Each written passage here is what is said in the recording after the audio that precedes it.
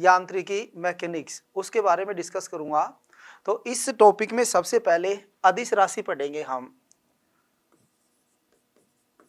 अदिश राशि इंग्लिश में स्केलर क्वांटिटी, स्केलर क्वांटिटी, अदिश राशि स्केलर क्वांटिटी, यानी ऐसी राशि होती है ये जिनको प्रदर्शित करने के लिए केवल परिमाण की आवश्यकता होती है, केवल परिमाण। इंग्लिश में मैग्नीट्यूड होता है, मैग्नीट्यूड, और दिशा की आवश्यकता नहीं होती, अदिश राशि कहलाती हैं। या हम कह सकते हैं कि भी ऐसी राशि जिनको प्रदर्शित करने के लिए केवल परिमाण दिया हुआ हो, दिशा नहीं हो, अदिश राशि कहलाती हैं। जैसे द्रव्यमान है, समय, तापमान, क्षेत्रफल, आयतन, घनत्व, गति या चाल, चाल या गति, कार्य शक्ति, ऊर्जा, विभवांतर, विद्युत धारा,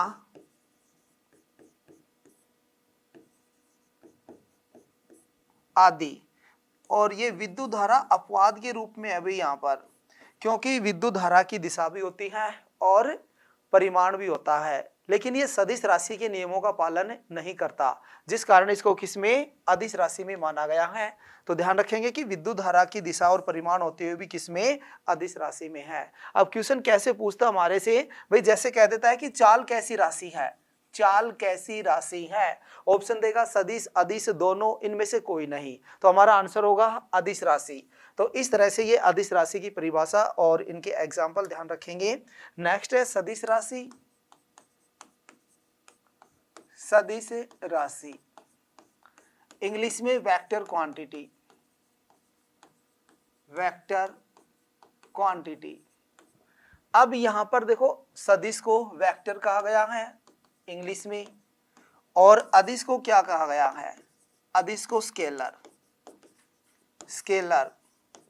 इन दोनों में आप कंफ्यूज हो जाते हैं हिंदी मीडियम वाले कि भाई सदिश को क्या कहेंगे, अदिश को क्या कहेंगे इंग्लिश में। तो आपको एक लॉजिक के द्वारा याद रखना है। लॉजिक क्या है, देखो सदिश में से आ रहा है, इधर स्केलर में से आ रहा है, तो से को से नहीं मिलाना, याद रखेंगे। यानी कि सदिश को स्केलर नहीं कहना, तो फिर सदिश को क्या कहेंगे, वेक्टर कहना इंग्लिश में। इसी तरह से फिर अदिश को स्केलर कहेंगे। तो यानी लॉजिक के द्वारा याद रखोगे, से नहीं मिलाना, इनके नाम को याद रखने के लिए। अब होती क्या है सदिश राशि, ऐसी राशि जिनको प्रदर्शित करने के लिए दिशा व परिमाण, दिशा व परिमाण दोनों की आवश्यकता हो, दिशा व परिमाण दोनों दिए हुए हों, सदिश राशि कहलाती हैं। और सदिश राशि के नियमों का पालन करती हो, सदिश राशि कहलाती हैं। जैसे विस्थापन है, वेग है, वेलोसिटी कहेंगे इंग्लिश में, त्वरण है, एक्सेलरेशन, बल है, फोर्स, बलागुरण है, टॉर्क। इसी तरह से संवेग, आवेग, कोणीय संवेग, कोणीय संवेग, विद्युत क्षेत्र व चुंबकीय क्षेत्र। इसी तरह से विद्युत प्रवाह का घनत्व, विद्युत प्रवाह का घनत्व, ये सब किस में है, सदिश राशि में है। तो इन दोनों की परिभाषा भी और एग्जाम्पल जरूरी हमारे लिए, तो ध्यान रखेंगे। नेक्स्ट है भी, उसके बाद इनमें से जो हम राशि पढ़े हैं इनको परिभाषा के साथ एक्सप्लेन करके हमें याद करना है उनको। तो सबसे पहले हम चाल की बात करेंगे, चाल या गति। चाल या गति की परिभाषा पूछ सकता है हमारे से कि किसी वस्तु के द्वारा इकाई समय में तय की गई दूरी क्या कहलाती है, चाल कहलाती है। तो हम कहेंगे यहाँ पर चाल बराबर दूरी बटे समय, चाल बराबर दूरी बटे समय। या हम कह सकते हैं कि किसी भी वस्तु के द्वारा किसी भी दिशा में इकाई समय में चली गई दूरी को वस्तु की चाल कहते हैं। तो ये सूत्र जरूरी ध्यान रखना है कि चाल बराबर दूरी बटे समय। मात्रक पूछ लेता है इसका हमारे से, मात्रक यहाँ से दूरी का मीटर होता है, समय का सेकंड होता है भाई। तो ये किस में है, एसआई पद्धति में है। इसी तरह से यदि सीजीएस पद्धति में इसका मात्रक बनाएंगे तो सेंटीमीटर प्रति सेकंड हो जाता है भाई। मीटर का सेंटीमीटर, सेकंड का सेकंड ही रहता है। या न्यूमेरिकल भी पूछ सकता है इस पर, किसी वस्तु के द्वारा तय की गई दूरी देगा, समय देगा, फिर चाल पूछ लेता है, या फिर तीनों में से कोई सा भी दो देगा और एक हमारे से पूछ सकता है। उसके बाद है भाई विस्थापन। विस्थापन की बात करेंगे, इंग्लिश में डिस्प्लेसमेंट कहा जाता है, डिस्प्लेसमेंट, विस्थापन या डिस्प्लेसमेंट।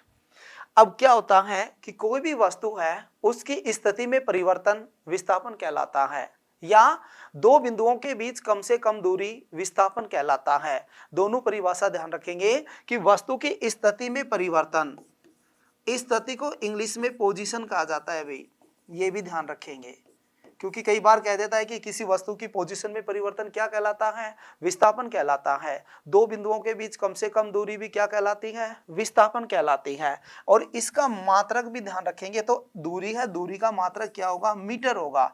किसमें, एसआई पद्धति में। सीजीएस पद्धति में इसका मात्रक बनाएंगे तो मीटर का किसमें, सेंटीमीटर में चेंज हो जाता है भाई। और याद रखेंगे कि विस्थापन नेगेटिव भी हो सकता है, जीरो भी हो सकता है और पॉजिटिव भी हो सकता है, कि जो विस्थापन है नेगेटिव, जीरो और पॉजिटिव हो सकता है। लेकिन जो डिस्टेंस है, दूरी है, वो जीरो और पॉजिटिव हो सकती है, लेकिन नेगेटिव कभी भी नहीं हो सकती। यानी जो डिस्टेंस है, दूरी है, वो नेगेटिव नहीं हो सकती, याद रखेंगे। उसके बाद है अभी वेग, वेलोसिटी। इंग्लिश में वेलोसिटी उच्चारण याद रखेंगे इसका, क्योंकि कई बार इसी के अकॉर्डिंग क्वेश्चन पूछ लिया जाता है। वेलोसिटी कि वेलोसिटी कैसी राशि है, या फिर परिभाषा पूछ ले। तो कोई भी वस्तु है उसकी स्थिति या विस्थापन में परिवर्तन की दर, स्थिति या विस्थापन में परिवर्तन की दर क्या कहलाएगा, वेग कहलाता है भाई। यानी v बराबर x2 minus x1 upon T कह सकते हैं, या फिर dx अपॉन dt भी कह सकते हैं। x क्या है, यहाँ पर विस्थापन है, जैसे अंतिम पॉइंट और ये फर्स्ट पॉइंट है, इनके बीच का जो डिस्टेंस है वो विस्थापन यानी डिस्प्लेसमेंट होगा, dx होगा, दूरी होगी, उसको तय करने में लिया गया समय dt, तो वो वेग कहलाता है। तो यहाँ से हम इसका मात्रक भी बना सकते हैं, वेग का मीटर प्रति सेकंड होता है भाई। डिस्टेंस या डिस्प्लेसमेंट का मीटर होगा, समय का सेकंड होगा, तो मीटर प्रति सेकंड किसका मात्रक है, वेग का होता है। या फिर किसी भी वस्तु के द्वारा तय किया गया विस्थापन दे देता है हमें और समय दे देता है, फिर कहता है उसका वेग क्या होगा। तो कहने का मतलब है तीन चीज है, तीन में कोई भी दो आपको दे सकता है और तीसरी आपसे पूछ सकता है। तो याद रखेंगे, सीजीएस में इसका मात्रक बनाएंगे तो सीजीएस में क्या बन जाएगा, सेंटीमीटर प्रति सेकंड। भाई मीटर का सेंटीमीटर और सेकंड का सेकंड ही रहता है। उसके बाद नेक्स्ट है अभी त्वरण। त्वरण इंग्लिश में एक्सक्लेरेशन, एक्सक्लेरेशन। कोई भी वस्तु है उसके वेग में परिवर्तन की दर, वेग में परिवर्तन की दर त्वरण कहलाता है भाई। तो ये एक दो परिभाषा एक दूसरे से रिलेट कर रही हैं। विस्थापन की परिभाषा ध्यान रखेंगे, उसके बाद वेग की, उसके बाद त्वरण की, उसके बाद बल की, तो एक दूसरे से रिलेट कर रही हैं ये। तो वेग में परिवर्तन की दर त्वरण कहलाता है भी। a बराबर v2 minus v1 upon T कह सकते हैं, या शॉर्ट में इसको dv अपॉन dt भी कह सकते हैं, जो इंस्टेंटेनियस वैल्यू निकाली जाती है।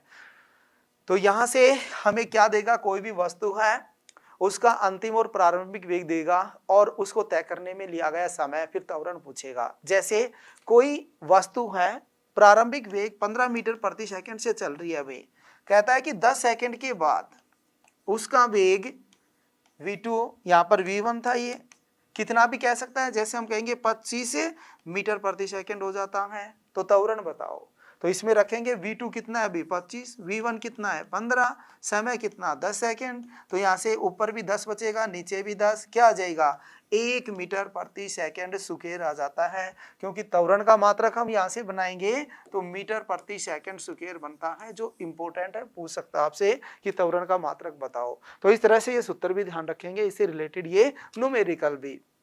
सीजीएस में इसका मात्रक बनाएंगे तो मीटर का सेंटीमीटर, सेकंड का वो ही रहता है भी सेकंड ही, तो सेकंड स्क्वायर कह सकते हैं। तो ये त्वरण के बारे में था। उसके बाद है बल, फोर्स की बात करेंगे। बल, कोई भी वस्तु है उसके द्रव्यमान और उस पर लगे हुए त्वरण का गुणनफल बल कहलाता है। तो यानी इसका सूत्र याद रखना हमें, F = m × a होता है भाई, ये बल का सूत्र है, इंपॉर्टेंट है, न्यूमेरिकल पूछी जाती है इस पर। 3 चीजें, 3 में कोई भी 2 देगा, एक आपसे पूछ सकता है। मात्रक बनाएंगे इसका, तो मात्रक के लिए सबसे पहले हम एसआई सिस्टम की बात करेंगे। तो एसआई सिस्टम में एक तो न्यूटन भी कहेंगे भाई, या फिर दूसरा हम एमकेएस पद्धति में बना रहे हैं तो किलोग्राम मीटर प्रति सेकंड स्क्वायर हो जाता है भाई, यानी कि द्रव्यमान का किलोग्राम, त्वरण का मीटर प्रति सेकंड स्क्वायर। सीजीएस में बना रहे हैं, सीजीएस में न्यूटन का डायन होता है और इसका बनाएंगे तो ग्राम सेंटीमीटर प्रति सेकंड स्क्वायर। भाई किलोग्राम का तो ग्राम बना देंगे, मीटर का सेंटीमीटर, सेकंड का सेकंड ही रहेगा, तो ग्राम सेंटीमीटर प्रति सेकंड स्क्वायर। एफपीएस पद्धति, एफपीएस फुट पाउंड सेकंड, इसमें क्या बनता है पाउंडल, इसमें पाउंडल होता है बल का मात्रक, तो इसका ये भी ध्यान रखना हमें। अब न्यूमेरिकल जैसे कह देता है कि 40 किलोग्राम की कोई वस्तु है भाई, उस पर कितना त्वरण लगाया जाए, यानी ए पूछा है, ताकि उस पर लगने वाला बल 100 न्यूटन हो जाए। तो यहाँ से हमारे पास क्या पूछा है, त्वरण पूछा है, ए पूछा है भी, F/m कहेंगे, F कितना 100, m कितना 40 है। एक बात जरूर ध्यान रखोगे, एसआई सिस्टम में है तो एसआई में रखना है हमें, सीजीएस में है तो सीजीएस में रखना है, लेकिन एक एसआई में एक सीजीएस में है तो उसे चेंज करेंगे हम, या तो सीजीएस में चेंज करो या एसआई में, क्वेश्चन में जो मांग रहा है उसी के अकॉर्डिंग चेंज करना है। तो रख देंगे, इसको काट देंगे 5, यहाँ पर 2 से और करेंगे तो 2.5 न्यूटन आ जाता है भाई, 2.5 न्यूटन बल लगता है। तो इस तरह से ये बल के बारे में था।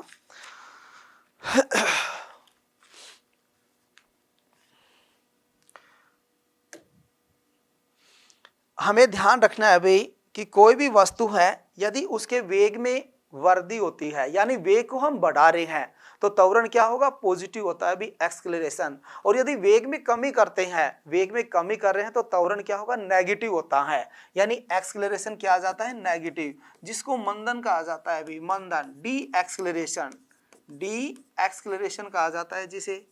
तो ये भी ध्यान रखना है हमें कि भाई डी एक्सेलरेशन या मंदन का मात्रक क्या है, तो जो त्वरण का मात्रक है वो ही मंदन का मात्रक होता है, मीटर प्रति सेकंड स्क्वायर। नेगेटिव कब है, हमने ब्रेक लगाया गाड़ी पे, वेग को धीरे किया तो क्या होगा एक्सेलरेशन नेगेटिव में आ जाता है। उसके बाद पढ़ेंगे हम संवेग, मोमेंटम, संवेग। कोई भी वस्तु है m द्रव्यमान की वस्तु और उस पर लगा हुआ वेग, उनका गुणनफल क्या कहलाता है संवेग कहलाता है। तो m × v, p बराबर होता है संवेग, मात्रक जरूरी है, यहाँ से किलोग्राम, वेग का मीटर प्रति सेकंड होता है भाई, तो किलोग्राम मीटर प्रति सेकंड। न्यूमेरिकल भी पूछ सकता है भाई, p बराबर क्या है m × v है, तो क्या कहेगा हमारे से भाई 3 चीजें, 3 में कोई भी 2 देगा, एक हमारे से पूछ सकता है। तो हमें ध्यान रखना है कि भाई m दे रखा है, v दे रखा है, p पूछा है तो सीधा गुणा कर देंगे, m और p दे रखा है तो v पूछा हमारे से, v के लिए क्या कहेंगे p/m कह देते हैं। तो इस तरह से इनको हमें ध्यान रखना है न्यूमेरिकल के अकॉर्डिंग भी। उसके बाद गति के नियम है, तो गति के नियम किसने दिए थे, न्यूटन ने दिए थे भाई। गति के नियम किसने दिए, न्यूटन ने दिए थे भाई, कितने 3 नियम। कौन सी बुक में, इनका वर्णन कौन सी बुक में किया है, प्रिंसिपिया में। बुक का नाम है क्या? प्रिंसिपिया। इन तीनों नियमों का वर्णन प्रिंसिपिया बुक में इन्होंने किया है। तो क्वेश्चन पूछ लेता है कि गति के नियम किसने दिए? न्यूटन ने। कितने दिए? 3। कौन सी बुक में? प्रिंसिपिया में। अब तीनों के बारे में बात करेंगे तो सबसे पहले हम कहते हैं गति का पहला नियम। गति का पहला नियम, इसके बारे में क्या कहा था उन्होंने कहा था कि यह नियम जड़त्व का नियम भी कहलाता है भाई, जड़त्व का नियम भी कहलाता है, लॉ ऑफ इनर्शिया कहलाता है। जड़त्व का नियम भी कहलाता है। क्यों? क्योंकि दोनों की सेम परिभाषा है। जो न्यूटन का फर्स्ट नियम था और जड़त्व का नियम सेम है। क्योंकि इनके अकॉर्डिंग क्या होता है कि न्यूटन ने कहा था कि कोई भी वस्तु है जिस भी स्थिति में है उसी में रहना चाहती है। कब तक? जब तक हम उस पर कोई बाह्य बल ना लगाएं, यानी उस पर एक्सटर्नल फोर्स नहीं लगाएंगे। तो विराम में है तो विराम में रहना चाहेगी, गति में है तो गति में रहना चाहती है। कब तक? जब तक उस पर कोई बाह्य बल ना लगाया जाए। और यही बात जड़त्व के नियम में कही गई है। इसीलिए न्यूटन ने अपने गति के फर्स्ट नियम को किससे कंपेयर किया? जड़त्व के नियम से। लेकिन इंपॉर्टेंट है, कई बार पूछा जा चुका है कि जड़त्व का नियम गति का कौन सा नियम है? पहला नियम है भाई। दूसरी बात, ये नियम वस्तु पर लगने वाले बल के बारे में बताता है भाई, बल के बारे में बताता है। या हम कह सकते हैं कि बल की उपस्थिति के बारे में बताता है भाई, कि वहां पर उस वस्तु पर बल है या नहीं। भाई विराम में रखी हुई है, विराम में ही है तो हम कहेंगे बल नहीं लग रहा। इसी तरह से वो गतिशील है और हम अपने रेगुलर गति में है तो हम कहेंगे बल नहीं लग रहा। लेकिन हम धीरे कर रहे हैं, उस पर एक्सटर्नल फोर्स लगा रहे हैं, या विराम में थी तो उसको गति में ला रहे हैं, एक्सटर्नल फोर्स लगा रहे हैं। तो यानी कि उपस्थित बल के बारे में भी बताती है। इसके एग्जाम्पल हैं जो इंपॉर्टेंट है। जैसे पहला एग्जाम्पल हम कहेंगे, गाड़ी को अचानक चलाने पर उसमें बैठे हुए यात्रियों का पीछे की ओर झुकना। गति का कौन सा? फर्स्ट नियम। क्यों? गाड़ी विराम में थी, उसमें बैठे हुए यात्री भी विराम में थे, लेकिन गाड़ी पर अचानक बाह्य बल लगाया जाता है। अब जो हमारा शरीर का आधा हिस्सा होता है, नाभि से नीचे का हिस्सा, वो तो तुरंत गाड़ी के साथ गतिशील हो जाता है। लेकिन ऊपर वाला हिस्सा क्या कहता है? बहुत कम समय के लिए कहता है कि मैं तो उसी स्थिति में रहूंगा जिसमें था। तो यानी कि उसी कारण हम पीछे की ओर झुक जाते हैं। कुछ समय के बाद वापस हम बैलेंस कर लेते हैं। तो वो किस पर? जड़त्व के नियम या गति के फर्स्ट नियम पर आधारित है। इसी तरह दूसरा उदाहरण हो जाता है, इससे विपरीत कह देंगे क्या? चलती हुई गाड़ी को अचानक रोकने पर उसमें बैठे हुए यात्रियों का आगे की ओर झुकना। तो यही बात उसमें है। गाड़ी चल रही थी, हम भी उसके साथ गतिशील थे, गाड़ी पे बाह्य बल लगाया गया तो शरीर का आधा हिस्सा तो तुरंत गाड़ी के साथ रुक जाता है। लेकिन ऊपर वाला हिस्सा क्या कह रहा है? गति में रहना चाहूंगा बहुत कम समय के लिए, जिस कारण हम आगे की ओर झुक जाते हैं। इसी तरह घोड़ा होता है, उस पर घुड़सवार बैठा हुआ है, वो दोनों विराम में थे, लेकिन घोड़ा अचानक चल पड़ता है। यानी घोड़ा अचानक चलने पर जो घुड़सवार है वो पीछे की ओर गिर जाता है। तो वो भी गति का फर्स्ट नियम है। इसी तरह से कंबल या चद्दर होता है, उसको पीट पीट कर धूल मिट्टी के कणों को अलग करना, वो भी गति का कौन सा? पहला नियम में आता है। इसी तरह नेक्स्ट पढ़ेंगे हम गति का दूसरा नियम। दूसरे नंबर पे जाते हैं, गति का दूसरा नियम। इसके अकॉर्डिंग क्या कहा था उन्होंने? न्यूटन ने कहा था इनके अकॉर्डिंग कि कोई भी वस्तु है उसमें संवेग में परिवर्तन की दर, संवेग में परिवर्तन की दर उस पर लगे हुए बल के समानुपाती होती है और बल की दिशा में होती है। कौन है? संवेग में परिवर्तन की दर। जैसे मैं कहूंगा dp upon dt directly proportional है किसके? f के, और वो बल की दिशा में ही होती है, संवेग में परिवर्तन की दर। तो इस तरह से दूसरी बात हम कह सकते हैं कि यह नियम बल का समीकरण देता है भाई, यानी बल की परिभाषा देता है, बल का सूत्र देता है। जैसे यहां से हम इसको करेंगे, ये जो मोमेंटम है p क्या होता है? m इंटू वी होता है भाई, बटे में dt है m इंटू वी बराबर क्या है? f है। डायरेक्टली प्रोपोर्शनल को हटाने के लिए कांस्टेंट लगा देंगे, लेकिन इसको सीधा भी लिख सकते हैं। तो यहाँ से m कांस्टेंट है, m बाहर निकालेंगे तो dv upon dt is equal to क्या कह सकते हैं? f। अब यहाँ पर जो dv अपॉन dt है ये क्या होता है, ये त्वरण है, अभी एक्सेलरेशन अभी पढ़े थे, इज इक्वल टू एफ। तो यानी ये किसका समीकरण, बल का समीकरण आ जाता है, बल का सूत्र आ जाता है F is equal to M into ई।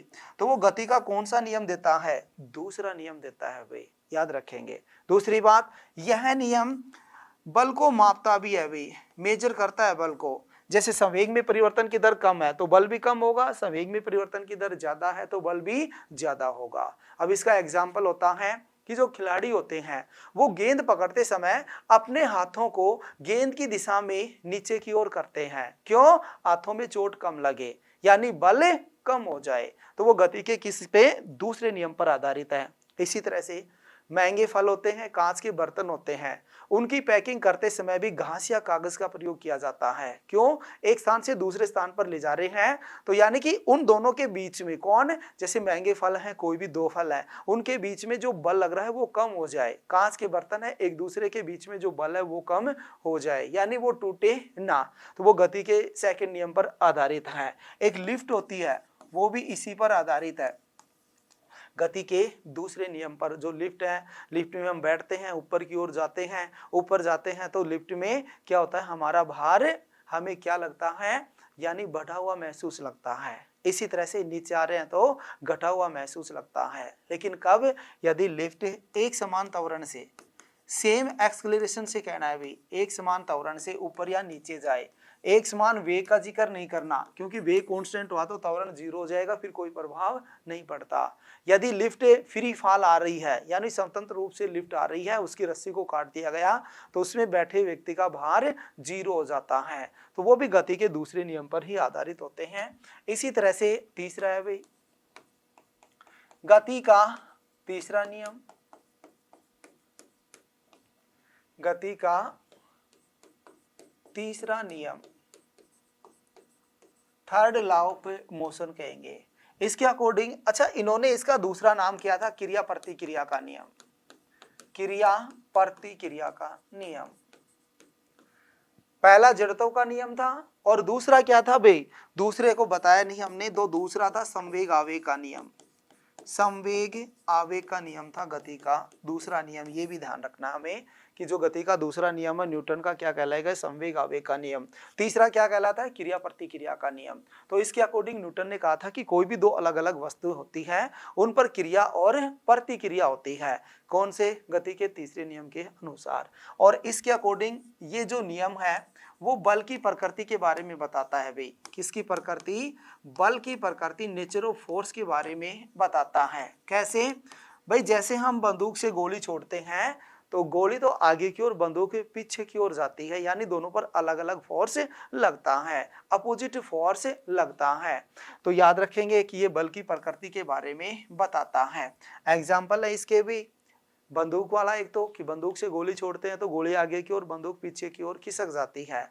इसी तरह तैरना होता है, तैरने में हम पानी को पीछे धकेलते हैं तो हम आगे की ओर जाते हैं। रॉकेट होता है, रॉकेट में जो गैसीय ईंधन है जलकर नीचे निकलता है तो उसी के अकॉर्डिंग रॉकेट ऊपर की ओर जाता है। तो वो भी गति का तीसरे नियम पर आधारित है। इसी तरह से नाव से बाहर कूदने पर नाव पीछे की ओर खिसक जाती है, तो वो भी गति के तीसरे नियम पर ही आधारित होती है।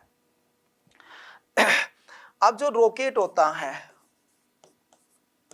अंतरिक्ष यान भी कह सकते हैं, संवेग संरक्षण के नियम पर भी आधारित है भाई, संवेग संरक्षण के नियम पर भी आधारित है और प्रणोद पर भी आधारित होता है।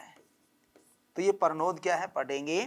संवेग संरक्षण क्या है, यानी घटना से पहले का संवेग और घटना के बाद का संवेग बराबर लेकिन अपोजिट होता है, विपरीत होता है। तो हम कह सकते हैं कि P1 is equal to minus P2 होता है भाई, घटना से पहले का संवेग बराबर घटना के बाद का संवेग। माइनस क्या दिखा रहा है, अपोजिट डायरेक्शन को शो करता है, यानी यहां से हम M1V1 बराबर माइनस M2V2 कह सकते हैं। जैसे रॉकेट ही था, पहले द्रव्यमान M1 था, V1 उसका वेग था, यानी गैस जो जलकर ईंधन के रूप में बाहर निकल रही है, M1 कम हो रहा है तो M2 पर आ गए, वेग V1 था। अब जैसे ये कम हो रहा है तो वेग को ज्यादा होना पड़ेगा, तभी तो बैलेंस होगा, ये बराबर होगा। तो यानी m1 कम होता है, उसी रेशो में v बढ़ जाता है, v2 का रूप धारण कर लेता है। तो यानी जो रॉकेट है वो संवेग संरक्षण के नियम पर भी आधारित होता है। अब जो प्रणोद है ये एक तरह से धक्का होता है, जैसे गैस जलकर बाहर निकलती है, नीचे निकलती है, तो रॉकेट पर ऊपर की ओर धक्का लगता है उसे विपरीत दिशा में, तो यानी कि वो रॉकेट ऊपर की ओर गतिशील कर जाता है। तो रॉकेट में तीनों कार्य होते हैं, अभी प्रणोद भी कार्य होता है, प्रणोद का भी सिद्धांत लगता है, संवेग संरक्षण का नियम भी लगता है, और गति का तीसरा नियम भी लगता है। तो ये थे गति के 3 नियम न्यूटन के अकॉर्डिंग। उसके बाद है अभी आवेग, इम्पल्स कहा गया इंग्लिश में, आवेग, इम्पल्स। तो आवेग के बारे में, कोई भी वस्तु है उस पर क्षणिक समय के लिए लगाया गया बल क्या कहलाता है, आवेग कहलाता है। अभी सूत्र है F क्रॉस T होता है इसका। तो अब इसका हमारे से सूत्र पूछ सकता है, या मात्रक इंपोर्टेंट है, अभी मात्रक इंपोर्टेंट बनता है। तो मात्रक बल का तो न्यूटन बनेगा और समय का सेकंड बनता है भाई, न्यूटन सेकंड, यानी NS भी कह सकते हैं या NSE कह देंगे, न्यूटन सेकंड, जो आवेग का मात्रक होता है।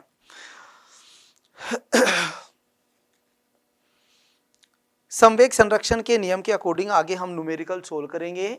तो संवेग संरक्षण का नियम अभी हम बता रहे थे, यदि कोई वस्तु है उस पर बाह्य बल नहीं लगाते हैं तो घटना से पहले का संवेग और घटना के बाद का संवेग बराबर लेकिन विपरीत होता है, नेगेटिव साइन में। उसके बाद है भाई कार्य, उसके बाद इसमें कार्य है, नेक्स्ट वर्क है, कार्य या वर्क। किसी भी वस्तु पर बल लगाने पर यदि वो बल की दिशा में विस्थापित हो जाती है तो कार्य कहलाता है भाई। तो जैसे इसका सूत्र याद रखेंगे, W बराबर F dot S cos theta होता है भाई। ये थीटा क्या है, ये F और S के बीच में बनने वाला कोण होता है, यानी कि F और जो बल है और विस्थापन है उनके बीच में जो कोण बनता है उसका मान है थीटा। अब यदि मैं कोई भी वस्तु है मेरे पास, जैसे ये कोई वस्तु है, इस पर मैं बल लगा रहा हूं फोर्स, और ये बल की दिशा में इस तरह ही विस्थापित हो जाती है, यानी विस्थापन है ये, और यहाँ पर आ जाती है ये वस्तु, तो यानी बल की दिशा में विस्थापित हो रही है, बल भी इधर ही लग रहा है और विस्थापन भी इधर ही हो रहा है, तो हम कहेंगे कि दोनों की डायरेक्शन सेम है, एक दूसरे के पैरेलल है। तो इनके बीच में जो एंगल बन रहा है वो कितना, 0 डिग्री होगा भाई। तो यहाँ पर यदि मैं 0 डिग्री रख रहा हूँ, F डॉट S कोस 0 रखता हूँ, तो इस क्वांटिटी का मान 1 हो जाता है भाई पूरा, क्योंकि कोस 0 1 होता है। तो यहाँ पर हमारा सूत्र W इज इक्वल टू क्या बन जाता है, F डॉट S, जो कार्य का अधिकतम के लिए सूत्र है, मैक्सिमम वर्क के लिए है, कि जिस वस्तु पर बल लगाते हैं और वो बल की दिशा में विस्थापित हो जाती है तो अधिकतम कार्य कहा जाता है। तो ये सूत्र याद रखना हमें कि भाई W बराबर F डॉट S है, या फिर इसको इस तरह लिख देता है, बल गुणा विस्थापन, बल गुणा विस्थापन, क्योंकि आपके सिलेबस के अकॉर्डिंग इसमें कोण का जिक्र नहीं होता, तो सीधा आप सूत्र याद रखोगे, बल गुणा विस्थापन किसका है, कार्य का होता है। मात्रक जरूरी है, इंपॉर्टेंट है मात्रक। तो कार्य का मात्रक जूल होता है भी, दूसरा मात्रक सूत्र से बनाएंगे एमकेएस पद्धति में, तो न्यूटन मीटर, न्यूटन मीटर भी इसी का मात्रक है। सीजीएस में बनाएंगे तो जूल का तो क्या बन जाएगा, अर्ग बन जाता है जूल का तो, और इस वाले का क्या बनेगा, डायन सेंटीमीटर, डायन सेंटीमीटर हो जाता है इसका। तो इस तरह से सीजीएस और एसआई दोनों में याद रखेंगे। 1 जूल बराबर अर्ग कितने होते हैं वो भी ध्यान रखना है, 10 की पावर 7 अर्ग होते हैं। इसी तरह ऊपर हमने न्यूटन और डायन पढ़ा था, तो 1 न्यूटन में कितने डायन, 10 की पावर 5 डायन होते हैं, ये भी याद रखना है। ये रिलेशन है, पूछे जा सकते हैं हमारे से। तो ये कार्य के बारे में था, न्यूमेरिकल पूछ सकता है कार्य में कि भाई W is equal to F dot S है, F का मान देगा, S का देगा, W कार्य पूछ सकता है। 3 चीजें, 3 में किसी 2 का मान देगा और 1 का हमारे से पूछ सकता है, वो ध्यान रखना है हमें। उसके बाद है भाई शक्ति, पावर, शक्ति पावर। तो कार्य करने की दर शक्ति कहलाती है, कार्य करने की दर शक्ति कहलाती है। P बराबर W बटे T, यानी कि P बराबर W/T याद रखेंगे हम। तीन चीजें हैं, तीन में कोई भी दो देगा, एक पूछ सकता है, न्यूमेरिकल बनती है। इसमें भी मात्रक बना देंगे, तो एक मात्रक तो इसका वाट होता है भाई, दूसरा हम कहेंगे, दूसरा मात्रक कह देंगे या जूल प्रति सेकेंड, जूल प्रति सेकेंड बन जाता है। एक तो क्या हो जाएगा वाट, और दूसरा इधर लिख देते हैं जूल प्रति सेकेंड। जूल प्रति सेकेंड कहां से भाई, कार्य बटे समय, कार्य का जूल है, समय का सेकेंड है, तो दोनों मात्रक हैं। इसी तरह से बड़े मात्रक के लिए बात करते हैं तो अश्व शक्ति भी इसी का मात्रक है भाई, पावर का ही मात्रक अश्व शक्ति होता है। हॉर्स पावर, हॉर्स पावर कहा जाता है। किलोवाट भी इसी का मात्रक है, किलोवाट, किलोवाट भी इसी का मात्रक है। अब देखो एक अश्व शक्ति में वाट पूछ लेता है तो 746 वाट होते हैं भाई। एक अश्व शक्ति में कितने वाट है, एक अश्व शक्ति में कितने वाट है 746। एक किलोवाट में कितने वाट, 1000 वाट होते हैं। तो ये दोनों तीनों रिलेशन आप ध्यान रखोगे, पूछे जा सकते हैं। न्यूमेरिकल बहुत इंपॉर्टेंट है, इसमें पूछ सकता है कि कोई भी मशीन है उसके द्वारा 10 सेकंड में किया गया कार्य 60 जूल है, तो मशीन की शक्ति बताओ। तो यहाँ पर हम इसकी शक्ति निकालने के लिए 60/10 कहेंगे, काट देंगे, कितना 6 वाट आ जाती है भाई, 6 वाट वाली मशीन है कोई, तो इस तरह से हमारे से शक्ति पूछ सकता है। इसमें कार्य करने की दर शक्ति कहलाती है, याद रखेंगे। उसके बाद नेक्स्ट है ऊर्जा, एनर्जी। कार्य करने की क्षमता ऊर्जा कहलाती है भाई, कार्य करने की क्षमता ऊर्जा कहलाती है, जिसका SI मात्रक जूल याद रखोगे। CGS मात्रक के लिए अर्ग कहेंगे, रिलेशन दोनों में बता चुके हैं। उसके बाद हमारे सिलेबस के अकॉर्डिंग ऊर्जा दो प्रकार की इंपॉर्टेंट है। पहले में कहेंगे स्थितिज ऊर्जा, स्थितिज ऊर्जा, इंग्लिश में भी इसका नाम याद रखेंगे पोटेंशियल एनर्जी, पोटेंशियल एनर्जी, स्थितिज ऊर्जा, पोटेंशियल एनर्जी। शॉर्ट फॉर्म में PE से डिनोट करते हैं भाई, उच्चारण नाम याद रखेंगे इंग्लिश वाले को, पोटेंशियल, इस तरह से उच्चारण बनेगा। कोई भी वस्तु है उसमें स्थिति के कारण उत्पन्न हुई ऊर्जा स्थितिज ऊर्जा कहलाती है, जिसका सूत्र याद रखना है हमें mgh। m क्या है, वस्तु का द्रव्यमान है भाई, g क्या है, गुरुत्वीय त्वरण है, गुरुत्वीय त्वरण, h क्या है, ऊंचाई है। तो कोई भी वस्तु उसकी h जितना अधिक होगा उतनी अधिक स्थितिज ऊर्जा होती है। ऊंचाई को आप कम करोगे तो स्थितिज ऊर्जा कम होती जाती है। उदाहरण इसके इंपॉर्टेंट है स्थितिज ऊर्जा के, जैसे रुके हुए बांध के पानी की ऊर्जा कौन सी होती है भाई, स्थितिज। खींची हुई स्प्रिंग की ऊर्जा स्थितिज होती है। खिलौने होते हैं चाबी वाले और घड़ी होती है चाबी वाले, उनमें चाबी भरने से जो ऊर्जा उत्पन्न हो जाती है कौन सी, स्थितिज ऊर्जा। धनुष होता है, धनुष बाण, धनुष में जो बाण में खींचते हैं हमें, तो धनुष बाण में खींचने पर जो ऊर्जा उत्पन्न होती है वो कौन सी, स्थितिज ऊर्जा होती है। तो ये स्थितिज ऊर्जा के अकॉर्डिंग था। उसके बाद दूसरे नंबर पे बात करते हैं गतिज ऊर्जा, गतिज ऊर्जा, इंग्लिश में कहेंगे काइनेटिक एनर्जी, काइनेटिक एनर्जी कहा जाता है इंग्लिश में। सूत्र भी बताएंगे, पहले इसका उच्चारण याद रखो, काइनेटिक, इस तरह से लिखेंगे काइनेटिक। शॉर्ट फॉर्म में के से डिनोट करते हैं, तो इसका सूत्र हो जाता है 1/2 mv का स्क्वायर। इंपॉर्टेंट है, सूत्र कई बार पूछा जा चुका है। कोई भी वस्तु है उसमें गति के कारण जो ऊर्जा उत्पन्न होती है गतिज ऊर्जा कहलाती है, तो उसका सूत्र 1/2 mv का स्क्वायर। m क्या है, वस्तु का द्रव्यमान है, मास है, v क्या है, वस्तु का वेग है वेग।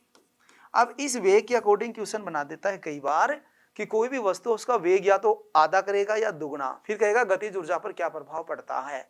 तो आपको ध्यान रखना है, देखो यहाँ पर जो गतिज ऊर्जा है, काइनेटिक एनर्जी है, वो वेग के क्या है, यानी कि वेग के स्क्वायर के डायरेक्टली प्रोपोर्शनल है।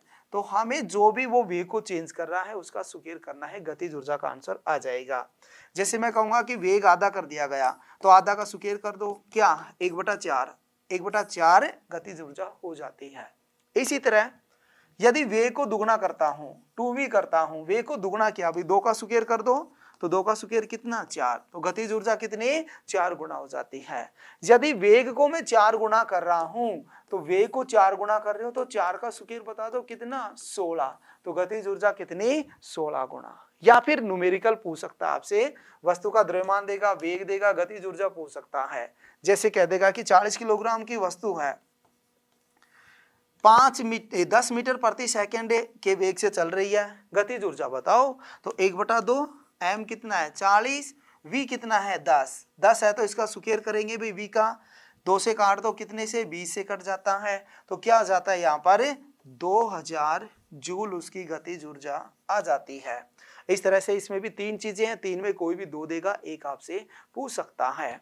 इसी तरह mgh वाले में भी पूछ सकता है, न्यूमेरिकल स्थितिज वाले में भी वस्तु का द्रव्यमान देगा, g देगा, h देगा और स्थितिज ऊर्जा पूछ लेता है। तो तीनों को रखते हैं, सोल्व कर लेते हैं। जो गुरुत्वीय त्वरण है उसका मान लगभग न्यूमेरिकल के लिए कितना 10 मीटर प्रति सेकंड स्क्वायर लिया जाता है, वो भी ध्यान रखेंगे। उसके बाद है गुरुत्वाकर्षण बल, ग्रेविटेशनल फोर्स, गुरुत्वाकर्षण बल। न्यूटन की गति के तीसरे नियम के अनुसार न्यूटन ने कहा था कि ब्रह्मांड में 2 अलग अलग वस्तुओं के बीच एक बल लगता है, क्या कहलाता है वो, गुरुत्वाकर्षण बल कहलाता है। और ये बल उन वस्तुओं के द्रव्यमान के गुणनफल के समानुपाती और उनके बीच की दूरी के वर्ग के व्युत्क्रमानुपाती होता है भाई। जैसे यहाँ पर कोई भी 2 वस्तुएं होंगी m1, दूसरी वस्तु यहाँ पर ले लेते हैं m2, और इनके बीच का जो डिस्टेंस है इनके केंद्र बिंदु से लिया जाता है, ये भी ध्यान रखना है, ये r डिस्टेंस है, तो इनके बीच में एक बल लगता है। तो बल द्रव्यमान के 2 गुणनफल के समानुपाती और उनके बीच की दूरी के वर्ग के व्युत्क्रमानुपाती होता है। तो इन दोनों को कंबाइन करते हैं तो क्या हो जाता है m1 into m2 upon r square. Proportionality को हटाते हैं तो क्या लगाते हैं, g लगाते हैं भी, बड़ा g, तो यहाँ से g into m1 into m2 बटे में r स्क्वायर, यानी ये सूत्र हो जाता है किसका, गुरुत्वाकर्षण बल का। तो F बराबर g into m1 m2 upon r square. g क्या है, गुरुत्वीय नियतांक, g क्या है, गुरुत्वीय नियतांक, ग्रेविटेशनल फोर्स है भाई, सॉरी ग्रेविटेशनल कांस्टेंट है, जिसका मान सभी जगह सेम रहता है 6.67 गुणा में 10 की पावर -11 न्यूटन मीटर स्क्वायर पर केजी स्क्वायर। यानी इसका हम जो मात्रक यहाँ से बना सकते हैं, जी यहाँ पर रखेंगे तो r स्क्वायर उधर जाएगा, m1 m2 का नीचे आएगा, तो f का तो न्यूटन हो जाएगा और m1 m2 इधर नीचे आ रहे हैं तो उसको केजी में, r ऊपर जा रहा है तो मीटर स्क्वायर में, तो न्यूटन मीटर स्क्वायर पर केजी स्क्वायर, इसका मात्रक जरूरी है, तो मात्रक भी ध्यान रखेंगे। दूसरी बात, यहाँ से न्यूमेरिकल पूछ सकता है या डायरेक्ट हमारे से पूछ सकता है क्या, कि कोई भी 2 वस्तुएं हैं, यदि उनके बीच की दूरी को या तो आधा करवाएगा या दुगना करवाएगा, फिर कहेगा कि उनके बीच लगने वाले बल पर क्या प्रभाव पड़ता है। तो हमें क्या देखना है कि यहाँ पर जो बल है उनके बीच की जो यहाँ पर जो बल है वो दूरी के वर्ग के व्युत्क्रमानुपाती है। तो आपसे लगभग केवल दूरी से ही पूछता है, वो दूरी को या तो दुगना करेगा 2r, या दूरी को आधा करवाएगा, या 1/3 करवा ले, 3 गुना करवा ले, तो दूरी के बारे में चेंज करवाएगा। तो हमें कैसे देखना है, यानी इससे विपरीत है स्क्वायर में, तो मैं क्या करूंगा कि वो दूरी को जैसे भी चेंज कर रहा है, जैसे यहाँ पर हम दूरी को क्या कर रहे हैं, दुगना कर रहे हैं, तो इस दूरी का दुगने का तो स्क्वायर करेंगे पहले, कितना 4 हो जाता है 2 का स्क्वायर। अब इस संख्या को पलट देंगे, पलटने का मतलब 1 ऊपर जाएगा 4 नीचे, तो हमारा आंसर 1/4 हो जाएगा। क्वेश्चन क्या था, 2 वस्तुओं के बीच की दूरी को दुगना कर दिया गया, उनके बीच लगने वाला बल कितना हो जाएगा, 1/4 हो जाएगा, यानी जितना भी दूरी को चेंज कर रहा है उसका स्क्वायर करो फिर उसको पलट दो, वो हमारा आंसर आ जाता है। जैसे मैं कहूंगा कि दूरी को यदि मैं आधा कर रहा हूं, आधा का स्क्वायर करेंगे कितना हो जाएगा 1/4, फिर इसको पलट देंगे, पलटेंगे तो 4 तो ऊपर और 1 नीचे, यानी 4 गुना हो जाता है। इसका मतलब ये हुआ दूरी को हम कम करेंगे तो उनके बीच लगने वाला बल बढ़ जाएगा, यदि दूरी को बढ़ाएंगे तो उनके बीच लगने वाला बल कम हो जाएगा। इंपॉर्टेंट है। द्रव्यमान के अकॉर्डिंग भी पूछता है, मास को भी चेंज करवाता है, तो मास भी रखो और दूरी के अकॉर्डिंग भी फिर हम सोल्व कर सकते हैं। लेकिन आपके सिलेबस के अकॉर्डिंग केवल वो दूरी को ही चेंज करवाएगा, दूरी को या तो कम करेगा या दूरी को बढ़ाएगा, फिर कहेगा कि उनके बीच लगने वाला बल पर क्या प्रभाव पड़ता है। उसके बाद है भाई गुरुत्वीय त्वरण। गुरुत्वीय त्वरण, पृथ्वी किसी भी वस्तु को जिस त्वरण से अपनी ओर खींचती है गुरुत्वीय त्वरण कहलाता है, जिसको स्मॉल जी से लिखा जाता है भाई, स्मॉल जी से। और इसका मान पृथ्वी की सतह पर कितना है, 9.8 मीटर प्रति सेकंड स्क्वायर है। और न्यूमेरिकल सोल्व करने के लिए लगभग कितना, 10 मीटर प्रति सेकंड स्क्वायर लिया जाता है। अब इस गुरुत्वीय त्वरण के अकॉर्डिंग 4-5 पॉइंट बनते हैं, वो हमें याद रखना है। गुरुत्वीय त्वरण का मान हमारे से केंद्र बिंदु पृथ्वी के केंद्र पर पूछ लेता है, या पृथ्वी की सतह पर कहां पर न्यूनतम होता है, कहां पर अधिकतम होता है, पृथ्वी की सतह से ऊपर या नीचे जाने पर क्या प्रभाव पड़ता है। तो ये 4-5 पॉइंट है, याद रखेंगे। तो पृथ्वी की सतह पर भूमध्य रेखा की बात करेंगे भाई, भूमध्य रेखा, वहां पर इसका मान किसका, जी का, स्मॉल जी का क्या होगा भाई, न्यूनतम होता है, न्यूनतम। और ध्रुवों की बात करेंगे, ध्रुवों पर क्या होगा, अधिकतम होता है भाई, ध्रुवों पर क्या होगा, अधिकतम। पृथ्वी की सतह की बात कर रहे हैं। और यदि केंद्र पर पूछता है कि भाई पृथ्वी के केंद्र पर जी का मान बताओ कितना होता है, तो 0 होता है। और पृथ्वी की सतह से यदि हम ऊपर या नीचे जाते हैं तो इस जी का मान घटता है। तो ये एक कारण सा बन जाता है इस तरह से। पृथ्वी का आकार कैसा है, चिपटा होता है भाई, अंडाकार होता है। तो यहाँ पर इसका हम केंद्र बिंदु कहेंगे, यहाँ पर इसके पोल कहे जाते हैं, ये इक्वेटर होते हैं, यानी भूमध्य रेखा और ध्रुव है, ये केंद्र बिंदु है। तो यहाँ से लेकर ये क्या है, आर है भाई त्रिज्या, यहाँ से लेकर ये भी क्या है, आर है। तो स्मॉल जी है और जो पृथ्वी की त्रिज्या है उनके बीच ये रिलेशन आ जाता है। अब ये रिलेशन कहाँ पर लगता है, पृथ्वी की सतह से ऊपर, या तो पृथ्वी की सतह पर ही हो बिल्कुल, या पृथ्वी की सतह से ऊपर जाने पर ये रिलेशन लगता है। वैसे हमें ध्यान रखना है कि यहाँ पर देखो पृथ्वी की सतह की बात कर रहे हैं, ये भी सतह है, तो यहाँ पर आर का मान ज्यादा है, तो यहाँ पर हम कहेंगे जी का मान क्या होगा, फिर न्यूनतम होगा भाई। किसकी बजाय, ध्रुवों की बजाय। यहाँ पर आर कम है तो यहाँ पर कहेंगे जी का मान क्या होगा, अधिकतम होगा भाई। किसकी बजाय, भूमध्य रेखा की बजाय। भूमध्य रेखा को इंग्लिश में इक्वेटर और ध्रुवों को पोल कहा जाता है, ध्रुवों को पोल कहेंगे और इसको इक्वेटर, इस तरह से उच्चारण बना देते हैं, इक्वेटर याद रखोगे।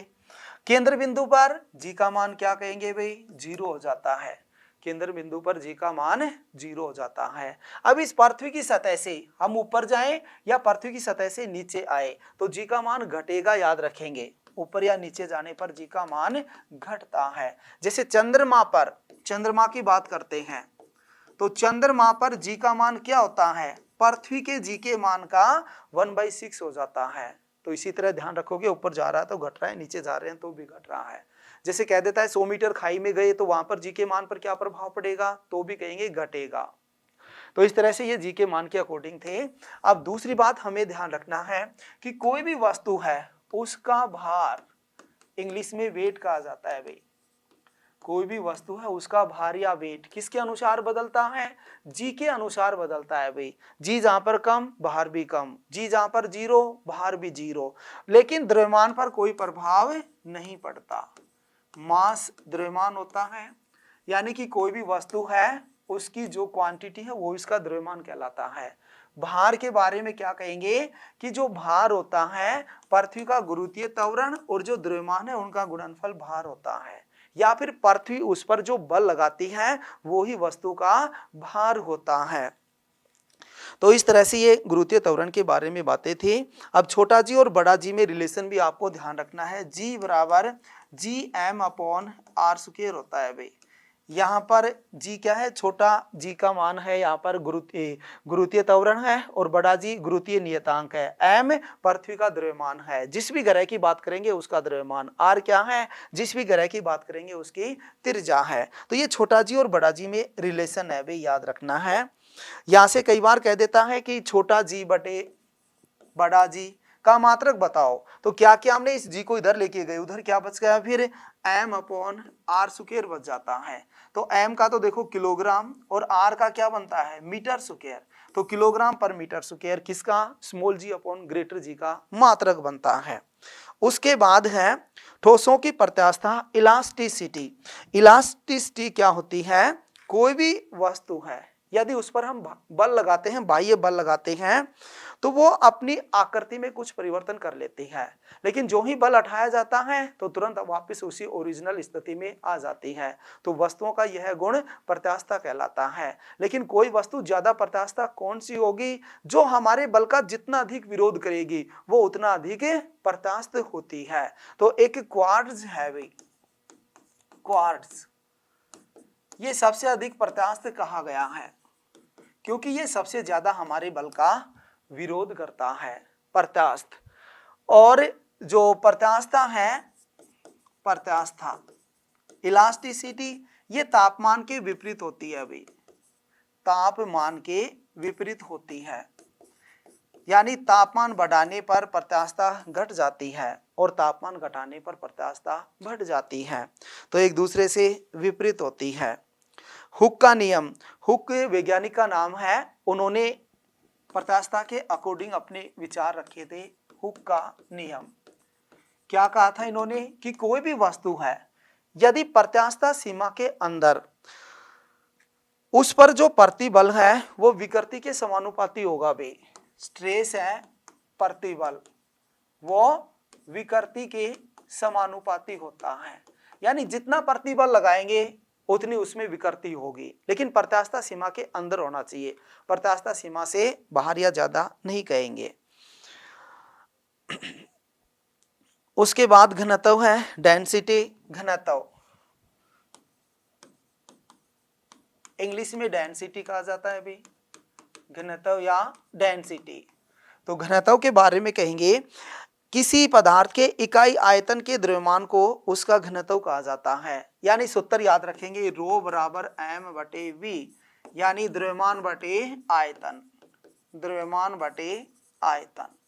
यानी कि कोई भी वस्तु है उसका जो द्रव्यमान है, जैसे एकांक या इकाई द्रव्यमान है, वो कितना आयतन घेरता है, वो ही उसका क्या कहलाता है, घनत्व कहलाता है। मात्रक जरूरी है इसका, तो मात्रक बना देंगे किलोग्राम पर मीटर क्यूब, सीजीएस में बनाएंगे ग्राम पर सेंटीमीटर क्यूब, तो सीजीएस में भी और एसआई में भी दोनों का मात्रक ध्यान रखेंगे। उसके बाद है आपेक्षिक घनत्व, रिलेटिव डेंसिटी, आपेक्षिक घनत्व, रिलेटिव डेंसिटी। तो ये क्या होती है, वस्तु का घनत्व, वस्तु का घनत्व बटे में 4 डिग्री सेल्सियस पर पानी का घनत्व। तो पानी का घनत्व कहां पर, 4 डिग्री सेल्सियस पर। इन दोनों का रेशो क्या कहलाता है, आपेक्षिक घनत्व। आपेक्षिक घनत्व का मात्रक नहीं होता, ये ध्यान रखेंगे, इसका कोई मात्रक नहीं होता है।